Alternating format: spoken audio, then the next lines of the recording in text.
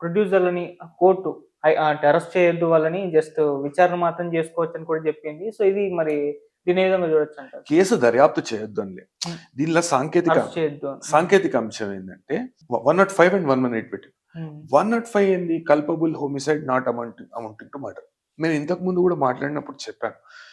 పూర్తిగా ఇప్పుడు ఒక నేరపూరితమైన ఉద్దేశం అనేది ప్రొడ్యూసర్‌కు గాని, లేకుంటే చిత్ర బృందానికి గాని, అదే విధంగా బౌన్సర్‌లకు గాని, లేకుంటే వేరే వాళ్ళ మీద ఎవరి మీద అయితే కేసు పెట్టిండ్రో ఫ్యాన్స్ అసోసియేషన్ గాని, ఎందుకంటే ఒకళ్ళకొకళ్ళు పరిచయం అనేది ఉండదు. ఇప్పుడు నేరపూరితమైన ఉద్దేశము అతని మృతికి నేను కారణమైతను అనే విషయాన్ని నిర్లక్ష్యపూరితంగా ఉన్నప్పుడు ఎదుటి వ్యక్తి ఎవరైతే నేరారోపణ చేయబడ్డ వ్యక్తికి తెలిసి ఉండాలి. ఓకే. లేకుంటే ఒక కారణం ఉండాలి.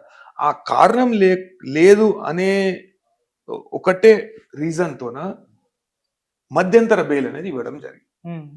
అదే చట్టము ఇప్పుడు what is sauce for geese is what is also a sauce for gander.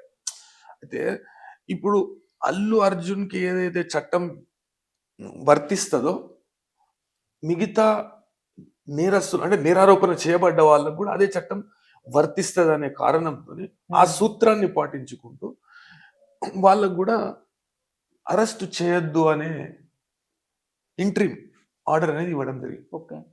అయితే దీనిలో పోలీస్ వాళ్ళు ఇన్వెస్టిగేషన్ చేసినాక బలమైన కారణాలు ఉంటే వాళ్ళు ఛార్జ్ షీట్ వేస్తారు. ఓకే.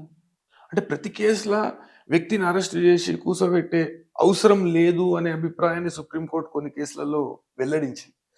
ఆ సూత్రాన్ని పాటించుకుంటూ హైకోర్టు కూడా వాళ్లకు ఒక వెసులుబాటు అంటే మధ్యంతరంగా వాళ్ళు విచారణకు హాజరు కావాలి. విచారణ చేస్తారు పోలీసులు. విచారణ చేసి దానిలో అయితే నేను పెట్టిన కంప్లైంట్లో నేను పోలీస్ వాళ్ళ పాత్ర ఎంత ఉంది,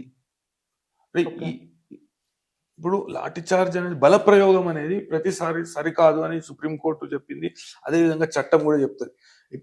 ప్రతి కాడ బల ప్రయోగం చేయొద్దు. అధికారం ఉంది కదా అని నేను బల ప్రయోగం చేస్తా అంటే చట్టాలు ఊకోవు, కోర్టులు ఊకోవు.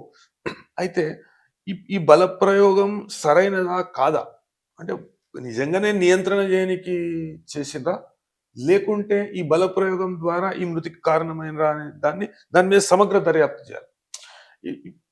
ఇప్పుడు పోలీస్ వాళ్ళు నేను ఉత్తగా అల్లు అర్జున్ మీద లేకుంటే చిత్ర బృందం మీద లేకుంటే వేరే వాళ్ళ మీద మేము కేసు పెట్టి చేతులు దులుపుకుంటామంటే కాదు. దీనిలో పూర్తి స్థాయిలో దర్యాప్తు జరపాలి. ఇప్పుడు అల్లు అర్జున్ కూడా అనవచ్చు, నేను వీక్షించడానికి పోయినప్పుడు నాకు ఎటువంటి అనుమతి అనేది అవసరం లేదు. ఆడ శాంతి భద్రతల పూర్తి బాధ్యత పోలీస్ వాళ్ళదే. అంటే కోర్టులో కూడా అదే విషయాన్ని చెప్పిండు. నేను వీక్షించనీకి పోనీకి నాకు ముందస్తు అనుమతి ఎందుకు? నేను ఒక సినిమాలో అంతర్భాగం, నేను హీరో ఆ సినిమాలో. ఆ సినిమా చూడడానికి నేను పోయినా, నా కుటుంబ సభ్యులతో పోయినా, నేను వాళ్ళతో పోయినా. అయితే శాంతి భద్రతలు భంగం వాటిల్లుతుంది, శాంతి భద్రత భంగం వాటిల్లుతుంది అనే విషయాన్ని గుర్తించినప్పుడు పోలీస్ వాళ్ళు ఏం చేయాలి? ఎక్కడో ఆపేయాలి, లేకుంటే రావద్దని చెప్పాలి. అట్లా చేయకుండా పోలీస్ వాళ్ళు ఏం చేశారు? లాఠీ చార్జ్ చేశారు. ఈ లాఠీ చార్జ్ కారణంగానే ఆమె మృతి చెందిందనే విషయాన్ని నేను నమ్మిన. ఓకే. ఆ విషయాన్ని నేను జాతీయ మానవ హక్కుల కమిషన్ దృష్టికి తీసుకుపోయాను. అంటే దాన్ని నియంత్రించే అవకాశం ఉన్నా కానీ నియంత్రించలేకపోయింది పోలీసు. ఎందుకు నియంత్రించలేకపోయింది? అదేవిధంగా పోలీస్ వాళ్ళు లాఠీ చార్జ్ ఎందుకు చేసిండ్రు అనే విషయాన్ని కూడా, లాఠీ చార్జ్ ఆ విజువల్, ఆ దృశ్యంలో మనం చూస్తే గేట్లు బంద్ చేస్తే అయిపోతుండే. నువ్వు ఎందుకు రానిచ్చిన లోపలికి? శాంతి భద్రతలు లేకుంటే తొక్కిసలాట శాంతి భద్రతలు పక్కకు పెడితే తొక్కిసలాట జరుగుతుందని తెలిసినప్పుడు వాళ్ళు ఇప్పుడు పోలీసు వాళ్ళు కూడా తక్కువ సంఖ్యలో ఉన్నారు. తక్కువ సంఖ్యలో ఉన్నప్పుడు వాళ్ళు గేట్లు వేసేస్తే అయిపోతుండే. కానీ గేట్లు వేయకుండా గేట్లు తెరిచి ఎట్లయితే కార్లు లోపలికి వస్తున్నాయో ప్రజల మీద లాఠీ చార్జ్ చేశారు. అది తప్పు అనే విషయాన్ని నేను జాతీయ మానవ హక్కుల కమిషన్ దృష్టికి తీసుకుపోయాను. వాస్తవానికి వాళ్ళు ఇంకా అవసరమైతే ఇంకా కొంచెం ఫోర్స్ పిలుచుకునేది ఉండే, లేకుంటే మీరు గట్టిగా చెప్పేది ఉండే. లేదు వ్యవస్థ సరిపోదా? ఒక వ్యక్తిని ఆపడానికి మీకు ఒక ఒక పౌరుడిని ఆపనీకి లేకుంటే సెలబ్రిటీ ఉండొచ్చు, ఎవరన్నా ఉండొచ్చు. మీరు పెద్ద పెద్ద రాజకీయ నాయకులను, ప్రతిపక్షాలకు చెందిన రాజకీయ నాయకులను లేకుంటే ఇంకా ఇంకా వేరే వాళ్ళను మీరు ఆపుతుండ్రు, వాళ్ళని నియంత్రణ చేస్తున్నారు, వాళ్ళ ఇంటికి పోతున్నారు. మీకు పొద్దటి సంది తెలుసు. పొద్దటి సంది తెలిసినప్పుడు ఆడికి రానికి కారణం మీరే. వచ్చినప్పుడు అతను రానియకపోతే అయిపోతుండే. నువ్వు సినిమా చూడకు, ఇవాళ రాకు, ఏం మునిగిపోతుందా? Sky will not, heavens will not fall. మీరు రాకుండ్రి అని చెప్తే అయిపోతుండే. ఇప్పుడు అనవసరంగా దానిలో లాఠీ చార్జ్ కూడా చేయడం జరిగింది. ఆ లాఠీ చార్జ్ కి అంటే ప్రజలు భయపడి ఎట్లా పడితే అట్లా ఉరికిండ్రు. మనం చూడొచ్చు, విజువల్స్ లో చూస్తున్నాం మనం. ఇప్పుడు మన సాంకేతికత అనేది అభివృద్ధి అంది. ఇప్పుడు మన ఫోన్లోనే కెమెరా ఉంటుంది, ఎవరైనా క్యాప్చర్ చేస్తారు, లేకుంటే ఫోటోలు తీస్తారు, లేకుంటే వీడియో తీస్తారు. ఇప్పుడు మనకు అంతా మొత్తం అందుబాటులో ఉన్న సాంకేతికత. ఇప్పుడు మనం విజువల్స్ లో సామాజిక మాధ్యమాలలో ప్లే అయినాయి, అదే విధంగా ఎన్నో టీవీ ఛానళ్ళలో ప్లే అయినాయి. దాంట్లో కనబడుతుంది, కళ్ళకు కనబడుతుంది. వాళ్ళేమో దాన్ని మనం ఇట్లా ఇట్లా ఈడికెళ్ళి క్రౌడ్ వస్తుంది. నువ్వు దర్వాజాలు ఎందుకు తెరిచినావు?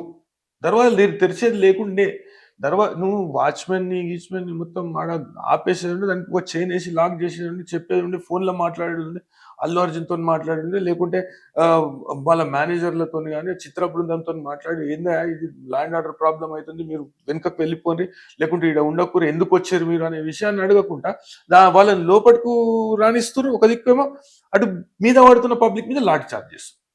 ఇంకొకటి ఏంటంటే, పోలీస్ వాళ్ళు చేసిన తప్పు ఇంకొకటి ఏంటంటే, ఆడ జమ అయినరు అంతమంది పబ్లిక్. జమ అయినప్పుడు మీరు వాళ్ళని డిస్పర్స్ చేయకుండా వాళ్ళని ఆడనే పెట్టిరు. అవతల పబ్లిక్ ఉన్నారు, యువతల పబ్లిక్ ఉన్నారు. ఇప్పుడు 1300, 1200 కెపాసిటీ థియేటర్ ఆటది. అంటే పక్కకి ఇంకో థియేటర్ ఉంది, ఒకటే కాంపౌండ్ లో థియేటర్ ఉంది. అయితే గేట్లు మొత్తం బంద్ చేసారు. గేట్లు మొత్తం బంద్ చేస్తే పబ్లిక్ ఏడుకురకాలే, కుల్ల మైదానం ఉంటూ రిక్కిపోతారు. పోలీసు వాళ్ళు లాఠీ చార్జ్ చేస్తున్నా, లేకుంటే దక్క కొడుతున్నా, బౌన్సర్లు రానియకున్నా కానీ ఉరికిపోతారు.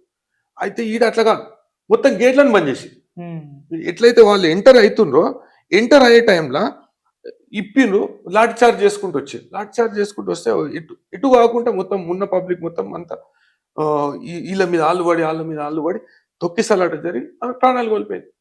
ఇప్పుడు ఆమెదైతే ఏం తప్పు లేదు కదా. ఆమె ఏంది సినిమా చూడనీకి వచ్చింది, అల్లు అర్జున్ చూడనీకి రాలే ఆమె. లేకుంటే వాళ్ళ కొడుకు కూడా పిల్లాడు పాపం సినిమా చూస్తానే దిల్సుఖ్నగర్కి వెళ్ళి తీసుకొచ్చి దిల్సుఖ్నగర్కి వచ్చారు. దిల్సుఖ్నగర్కి వెళ్ళి వస్తే ఆమెది ఇంత కూడా తప్పులేదు, వాళ్ళ కుటుంబ సభ్యులు ఇంత కూడా తప్పులేదు. వాళ్ళు టికెట్ కొనుక్కొని బెనిఫిట్ షో అంటే ఈవెన్ బెనిఫిట్ కి ఈ బెనిఫిట్ షో అంటే ఓ పాపం వికలాంగులకో, లేకుంటే గరీబోన్కో, లేకుంటే ఏదన్నా సోషల్లీ డిప్రైవ్డ్ పర్సన్స్ కో ఏమైనా చేద్దాము, కొద్ది శాతం వాళ్ళకి దీనిలో నుండి వచ్చిన రెవెన్యూ అంటే ఎట్లా అంటే, దీనిలో ఎట్లా అయిపోతుంది అంటే 10 రోజులలోనే నేను పెట్టిన పైసలు మొత్తం 100 రెట్లు రావాలి, 200 రెట్లు రావాలి. ఇంతకు ముందు సినిమాలు ఎన్ని, ఒక 100 days ఆడుతుండే సినిమాలు, 200 రోజులు ఆడుతుండే షోలేగి, లేదా అప్పుడు పాత సినిమా. అదే అప్పుడు మెల్లగా ఒక 100 రోజులు ఆడినాక అరే కలెక్షన్ మస్తు ప్రాఫిట్ వచ్చింది, చాలా కలెక్షన్ వచ్చింది అన్న టైప్లో ఉంటుండే. ఇప్పుడు అట్లా కాదు, వారం 10 రోజులలో 200 కోట్లు రావాలి, 300 కోట్లు రావాలి, లేక టికెట్లు రేట్లు ఎక్కువ పెట్టి అమ్మాలి. ఆ టికెట్లు రేట్లు ఎక్కువ పెట్టి అమ్మినప్పుడు ప్రభుత్వాలు ఎందుకు అనుమతిస్తున్నాయి? అది అర్థమవుతుంది. ప్రభుత్వాలు అనుమతి ఇవ్వద్దు.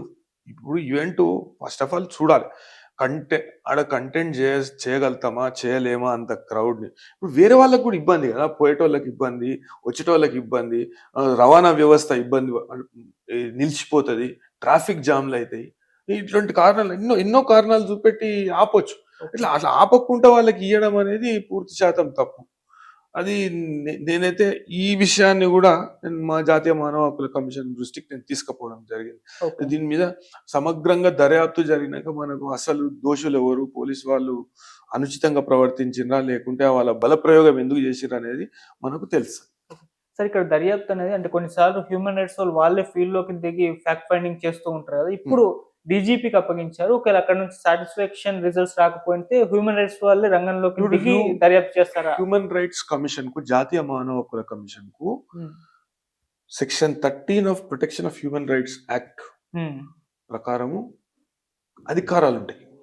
రాష్ట్ర మానవ హక్కుల కమిషన్ కు కానీ, జాతీయ మానవ హక్కుల కమిషన్ వీళ్ళు ఇచ్చిన నివేదిక సంతృప్తికరంగా లేకపోతే వాళ్ళు వ్యక్తిగతంగా హాజరు కామని వాళ్ళని ప్రతివాదులు దీనిలో ప్రతివాదులు వాళ్ళని చేసిండ్రు secretary state human rights commission ఒకటి, అదేవిధంగా డీజీపీ గారిని, కమిషనర్ గారిని ప్రతివాదులు వేసారు. అయితే ఈ ముగ్గురు ప్రతివాదులలో సెక్రటరీ అయితే ఇప్పుడు సెక్రటరీ లేరు కాబట్టి ఫార్మాలిటీ ప్రకారం చేయడం జరిగింది. డీజీపీ గారిని రాష్ట్రానికి ప్రాతినిధ్యం వహిస్తారు కాబట్టి డీజీపీ గారిని చేయడం జరిగింది. అదేవిధంగా కమిషనర్ గారిని. అయితే వీరు ఇచ్చిన నివేదిక సంతృప్తికరంగా లేకపోతే అదేవిధంగా ఒక అధికారిని సీనియర్ పోలీస్ అధికారిని ఏర్పాటు ఒక విచారణ అధికారిగా పెట్టండి మీరు, ఏర్పాటు చేయండి అని చెప్పారు కదా. అయితే ఆయన ఇచ్చిన నివేదిక కానీ లేకుంటే వీరు పొందుపరిచిన అంశాలు కానీ సంతృప్తికరంగా లేకపోతే అప్పుడు సెక్షన్ 13 కింద అధికారాలు వినియోగించి వాళ్ళని వ్యక్తిగతంగా రమ్మనడం కానీ లేకుంటే ఒక ఫ్యాక్ట్ ఫైండింగ్ కమిషన్ కానీ వేయడం జరుగుతుంది. అప్పుడు ఒక నిర్ణయం దీనిలో తీసుకునే అవకాశం ఉంటుంది జాతీయ మానవ హక్కుల కమిషన్. Okay sir. అలాగే సార్, ఇక ఫైనల్ గా అల్లు అర్జున్ గారు రెగ్యులర్ బెయిల్ కి సంబంధించి విచారణ జరగబోతుంది. మరి ఇక్కడ దొరికే అవకాశాలు ఎక్కువగా ఉన్నట్టుగా వార్తలు వినిపిస్తున్నాయి సార్ ఇప్పటి వరకు. మరి ఏం జరిగే అవకాశం ఉంది సార్ అల్లు అర్జున్ గారి రెగ్యులర్ బెయిల్ విషయం? ఇప్పుడు మధ్యంతర బెయిల్ ఇచ్చినందుకు